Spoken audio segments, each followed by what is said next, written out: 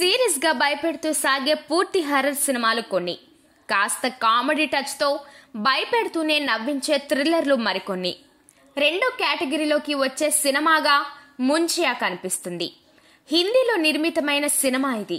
Stars లేని కథ ఇది. అయినా కూడా ఈ సినిమా భారీ లాభాలను తెచ్చిపెట్టింది. అలాంటి ఈ సినిమా రీసెంట్ గా ఓటీటీలో తెలుగులో అందుబాటులోకి వచ్చింది. హాట్స్టార్ లో అడుగుపెట్టిన ఈ సినిమా కథ ఏమిటనేది ఇప్పుడు చూద్దాం.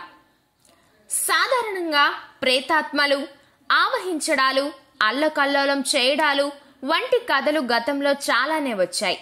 అలా కాకుండా పాతకాలంలో మనం విన్న జానపద కథలను పోలిన కథ ఇది. తనకి పెళ్లి చేయమంటూ ఒక పిల్ల దెయ్యం చేసే అల్లరే ఈ కథలో ప్రధానం. ఆ దెయ్యాన్ని వదిలించుకోవడం కోసం కథానాయకుడు పడే కష్టాలే వినోదాన్ని పంచుతూ ఉంటాయి. పరిమితమైన పాత్రల మధ్యలో నడిచే కథ కావడం వలన కన్ఫ్యూజన్ ఉండదు.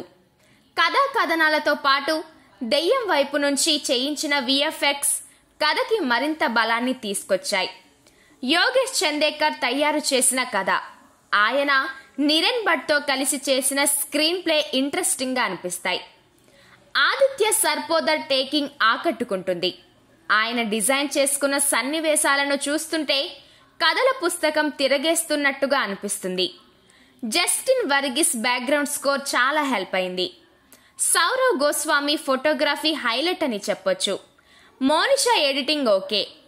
కథ, స్క్రీన్ ప్లే, పాత్రలను మలిచిన విధానం, ఫోటోగ్రఫీ, నేపథ్య సంగీతం, విఎఫ్ఎక్స్ ఈ సినిమాకి ప్రధానమైన బలంగా నిలిచాయి.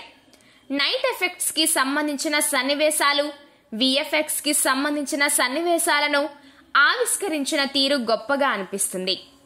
పిల్ల దెయ్యం పాత్రను డిజైన్ చేసిన తీరు, దానిని నడిపించిన తీరు, కామెడీ టచ్ వలన ఇది ఫ్యామిలీ అందరూ చూడగలిగే కంటెంట్ గా మారింది.